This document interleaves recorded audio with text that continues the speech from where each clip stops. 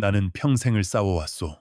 세상의 온갖 편견과 차가운 현실과 그리고 나 자신과 말이오. 사람들은 나를 보고 운이 좋았다 혹은 타고난 승부사라고 말하지. 하지만 내가 오늘 당신에게 정말 하고 싶은 이야기는 따로 있소. 바로 세상에서 가장 위험한 것이 쓸데없는 친절이라는 사실. 그리고 당신의 그 착한 성격이 어떻게 당신의 인생을 망가뜨리고 있는지에 대한 것이오. 혹시 모두에게 좋은 사람이 되려 애쓰다가 결국 혼자 상처받고 지쳐버린 적은 없소? 당신의 선의가 누군가에게는 그저 이용하기 좋은 먹잇감으로 보일 수 있다는 생각 해본 적 없소? 만약 당신이 더 이상 상처받지 않고 단단한 당신만의 인생을 세우고 싶다면 이 채널의 이야기는 그 길을 밝혀줄 등불이 될 것이오. 구독하고 당신의 인생을 바꿀 지혜를 놓치지 마시오. 제1장. 나는 왜 호구가 되었는가? 20살의 나는 세상이 온통 내 것인 줄 알았소. 밤낮 없이 일했고 손에 흙 묻혀가며 마침내 작은 쌀가게 하나를 열었지. 그것은 단순한 가게가 아니었소. 온갖 꾸준히 일을 마다치 않고 그야말로 내 모든 것을 바쳐 쌓아 올린 나의 작은 성이자 나의 첫 번째 꿈이었지. 새벽 일찍 일어나 무거운 쌀가마니를 나를 떼면 등줄기에 땀이 비 오듯 흘렀지만 힘들지 않았소. 오히려 내 힘으로 무언가를 일구어낸다는 그 벅찬 희열에 심장이 뜨거워졌지. 가게 문을 열고 손님을 맞을 때마다 나는 진심을 다했소. 한 푼이라도 깎아달라는 어르신에겐 덤을 듬뿍 얹어드렸고 어려운 사정을 이야기하는 이웃에겐 외상도 마다치 않았지. 나는 그게 사람 사는 정이라고 믿었소. 내가 진심을 다하면 세상 모두가 나를 좋아해 줄 것이라 그렇게 믿어 의심치 않았던 시절이었소. 그 성은 그러나 너무나 허무하게 무너졌지. 믿었던, 정말 친형제처럼 믿었던 친구의 손에 의해서 말이오. 어느 날 그 친구가 핏기 없는 얼굴로 나를 찾아왔소. 사업이 망해 길거리에 나앉게 게 생겼다며 금방이라도 눈물을 쏟을 듯한 얼굴로 내게 온갖 어려움을 털어놓았지. 그의 떨리는 목소리와 절박한 눈빛 앞에서 나는 아무런 의심을 할 수 없었소. 아니, 어쩌면 의심하고 싶지 않았는지도 모르겠소. 친구의 고통을 외면하는 것은 내가 지켜온 삶의 방식이 아니었으니까. 나는 그에게 따뜻한 밥 한 끼를 먼저 차려주며 말했소. 걱정 말라고. 내가 어떻게든 도와주겠다고. 그것이 내가 베푼 친절이었소. 하지만 그 순간 나는 몰랐지. 나의 그 친절이 그의 눈에는 어떻게 비치고 있었는지를. 그는 내게 사업 자금이 급히 필요하다며 창고에 있는 쌀을 담보로 돈을 빌려달라고 했소. 며칠 안에 꼭 갚겠다는 그의 약속을 나는 믿었소. 내 전 재산이나 다름없었지만 친구를 돕는 일인데 무엇이 문제랴 싶었지. 나는 그에게 내 모든 신뢰의 증표인 창고 열쇠를 망설임 없이 건네주었소. 그것은 단순히 쌀을 내어준 것이 아니었소. 20살 청년이 피땀 흘려 쌓아 올린 꿈의 성, 그 성의 모든 것을 그에게 활짝 열어 보여준 것이었지. 며칠이 지나도 친구에게서는 아무런 소식이 없었소. 처음에는 바쁜 일이 있겠거니 생각했지. 하지만 마음 한구석에서 스멀스멀 피어오르는 불안감은 어쩔 수가 없었소. 나는 애써 불안한 마음을 다독이며 창고로 향했지. 그런데 창고 문이 활짝 열려 있었소. 그 순간 심장이 바닥으로 쿵 하고 떨어지는 기분이었소. 설마 하는 마음에 창고 안으로 들어선 순간 나는 내 눈을 의심해야만 했소. 텅 비어 있었지. 가득 쌓여 있어야 할 쌀가마니들은 온데간데 없고 차가운 먼지와 정적만이 나를 맞이하고 있었소. 친구는 내 신뢰를 먹잇감 삼아 모든 것을 훔쳐 달아난 것이었소. 남은 것은 텅 빈 창고와 배신감으로 얼룩진 내 마음뿐이었지. 나는 그 자리에 주저앉아 한참을 울었소. 친구에 대한 분노와 원망, 그리고 내 어리석음에 대한 자책감으로 온몸이 부서질 것 같았지. 세상이 무너지는 듯한 그 절망 속에서 나는 아주 중요한 것을 깨달았소. 그것은 진정한 친절에 대한 것이었지. 내가 친구에게 베푼 것은 친절이 아니었소. 그것은 경계심 없는 미련한 동정이었고 사람을 제대로 보지 못한 나의 오만이었소. 모든 사람에게 마음을 열어주는 것은 스스로를 위험에 빠뜨리는 허술한 울타리를 치는 것과 같았지. 울타리가 없는 집은 주인이 아무리 선량해도 도둑의 표적이 되기 마련이요. 마찬가지로 사람을 가리지 않고 베푸는 친절은 악한 자들에게 나는 당신의 먹잇감입니다 라고 광고하는 꼴밖에 되지 않는다는 것을 나는 뼈저리게 깨달은 것이요. 진정한 친절이란 무엇인가? 나는 텅 빈 창고에서 밤을 새우며 스스로에게 물었소. 그리고 마침내 답을 찾았지. 진정한 친절은 모두에게 무차별적으로 나눠주는 푼돈이 아니오. 그것은 오직 그 가치를 알아보고 그 진심에 보답할 줄 아는 가치 있는 사람에게만 신중하게 투자해야 하는 귀한 자산이었소. 당신이 가진 시간, 에너지, 그리고 진심은 결코 공짜가 아니오. 그것을 함부로 낭비해서는 안 되는 것이었지. 이 경험 이후 나는 사람을 대하는 태도를 완전히 바꾸었소. 더 이상 웃는 얼굴과 달콤한 말에 현혹되지 않았지. 대신 그 사람의 눈빛과 행동을 꿰뚫어 보려 노력했소. 과연 이 사람이 나의 시간과 진심을 투자할 가치가 있는 사람인가? 이 사람과 함께라면 더 나은 미래를 만들어갈 수 있을 것인가? 나는 뼈속까지 냉철하게 사람을 관찰하고 또 판단했소. 당신도 아마 비슷한 경험이 있을 거요. 착한 사람이라는 평판을 잃기 싫어서 거절하지 못하고 불편한 부탁을 들어준 뒤 밤새 후회한 적은 없소. 당신의 친절을 당연하게 여기고 더 많은 것을 요구하는 사람들 때문에 지쳐본 적은 없소? 만약 그렇다면 기억하시오. 당신의 착한 성격은 장점이 아니라 당신의 인생을 갉아먹는 치명적인 약점이 될 수 있다는 것을. 나는 그날 이후로 더 이상 착한 사람이 되기를 포기했소. 대신 강하고 현명한 사람이 되기로 마음먹었지. 강해진 후에야 비로소 내가 선택한 사람들에게 진정한 의미의 친절을 베풀 수 있다는 것을 깨달았기 때문이요. 그 한 번의 처절한 실패가 나를 무너뜨린 것이 아니라 평생을 지켜갈 강철 같은 원칙을 세우게 한 셈이지. 제2장. 사람.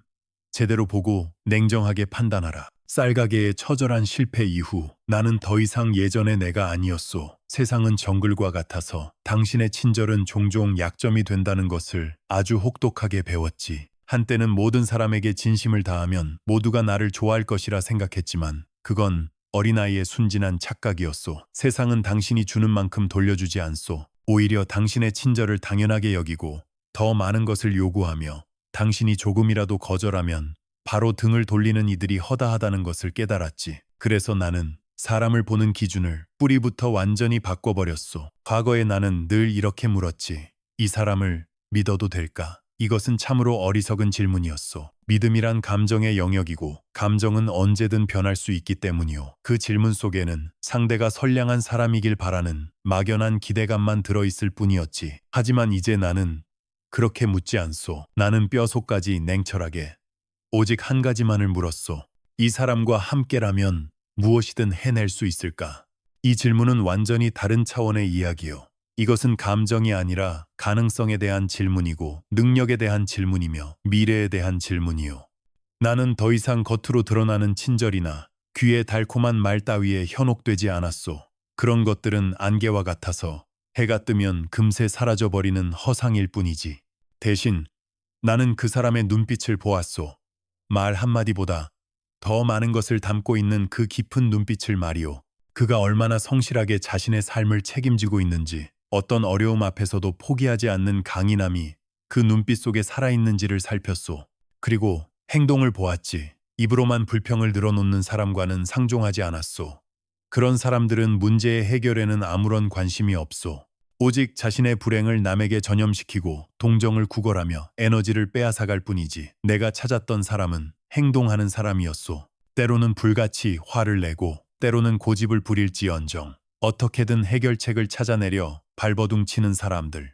앉아서 신세 한탄할 시간에 차라리 몸을 움직여 벽돌이라도 한 장 더 나르는 사람들. 나는 그런 사람들에게만 내 마음을 내어주었소. 현대라는 거대한 배를 만들면서 수많은 인재를 만났지만 그들 모두가 친절한 사람은 아니었소. 하지만 그들은 모두 행동하는 사람들이었지. 쓸데없는 관계에 내 시간과 에너지를 낭비하는 대신 서로에게 긍정적인 영향을 주는 몇몇 사람들에게만 집중하는 것. 그것이 나의 첫 번째 강철 원칙이었소. 하지만 당신이 아무리 사람을 신중하게 고른다 해도 이 세상에는 당신을 질투하고 비난하는 사람들이 항상 존재하기 마련이오. 그렇다면 그런 부정적인 시선들에 대해서는 어떻게 해야 할까? 세상에는 딱 두 종류의 사람이 있어. 당신의 성공을 진심으로 축하해주는 사람, 그리고 당신의 성공을 보며 배 아파하는 사람. 나는 후자의 사람들에게 내 귀한 에너지를 단 1초도 낭비하지 않았소. 그들의 비난은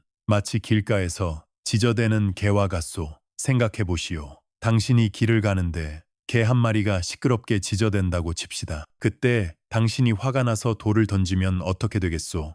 개는 아마 더 크게, 더 사납게 지저댈 것이오. 결국 당신은 길을 가다 말고 개와 싸우느라 시간과 힘을 모두 빼앗기고 목적지에 지쳐서 도착하게 될 뿐이요.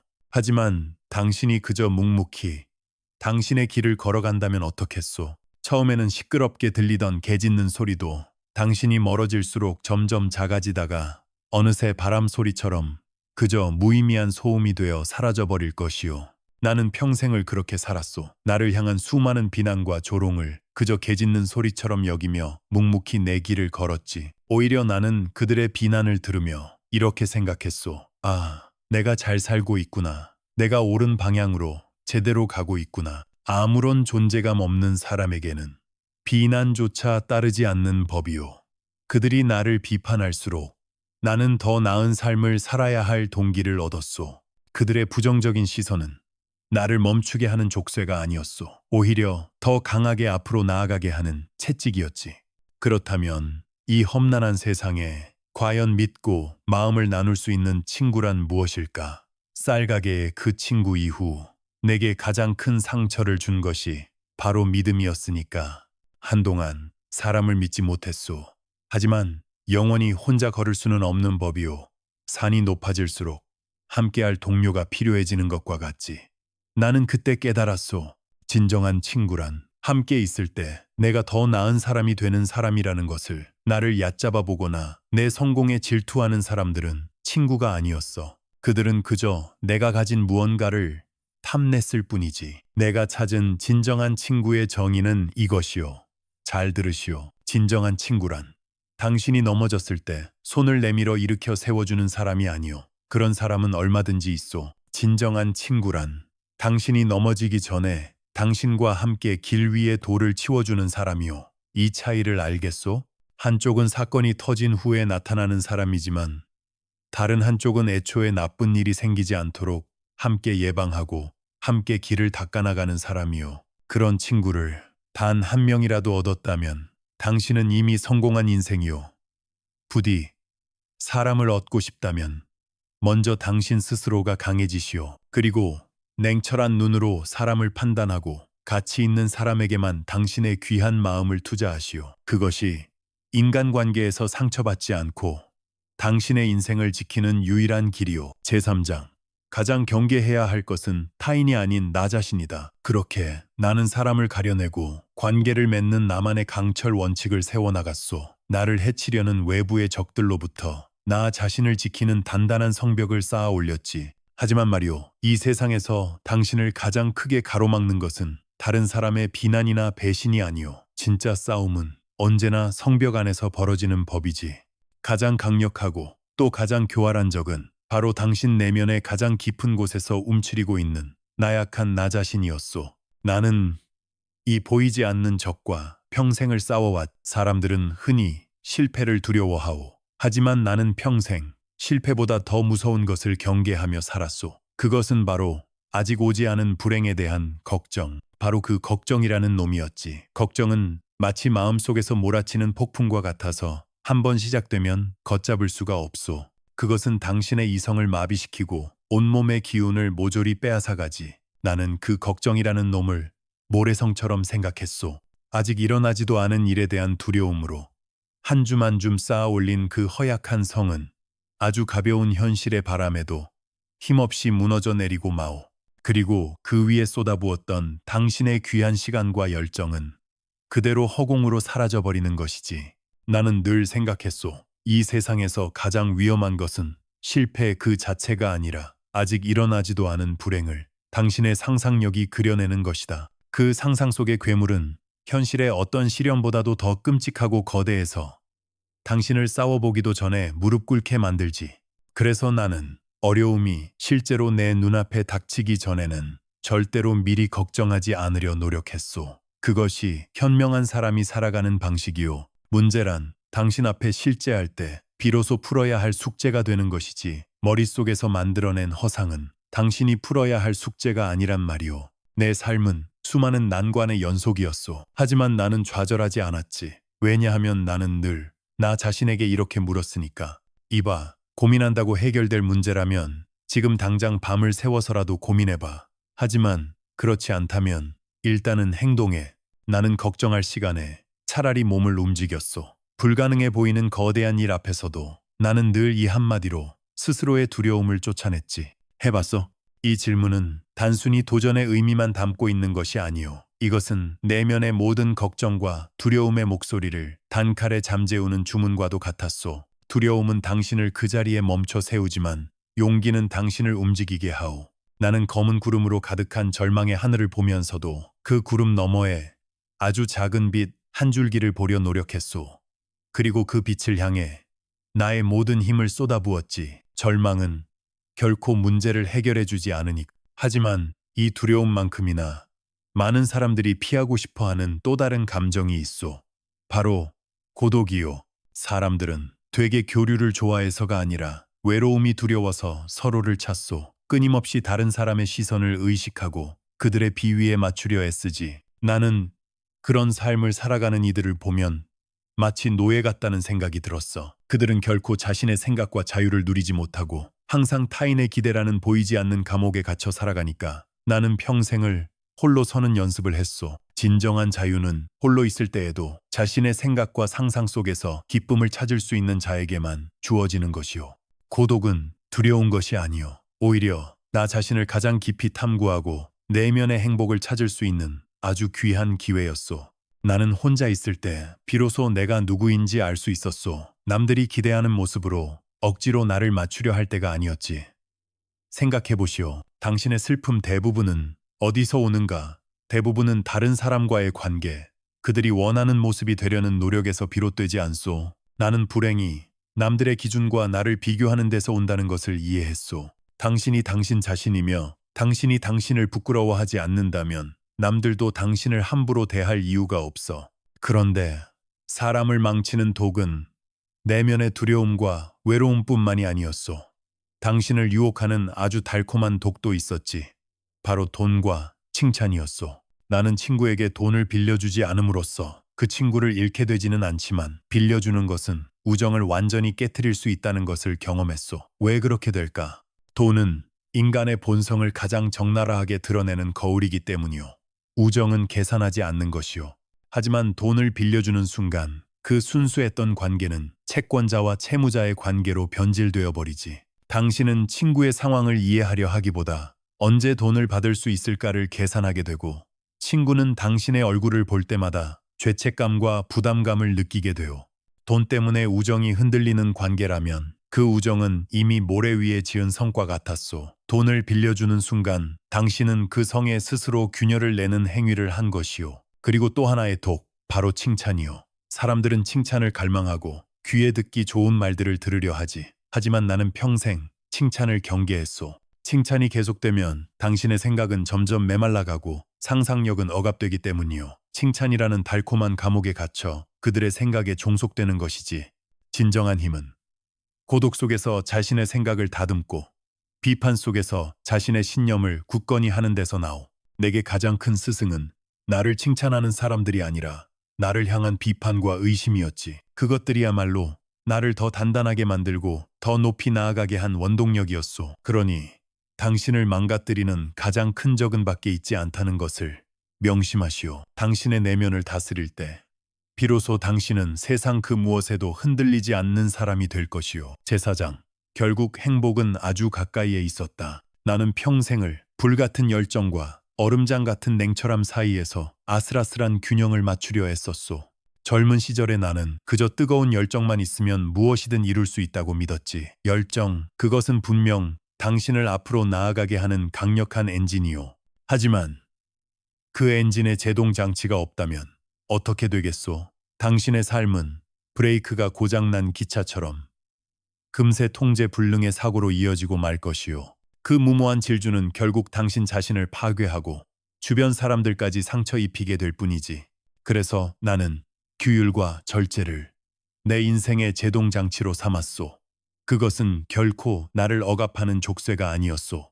오히려 나를 더 멀리, 더 안전하게 나아가게 하는 가장 중요한 안전장치였지. 나는 불필요한 활동을 줄이려 노력했소.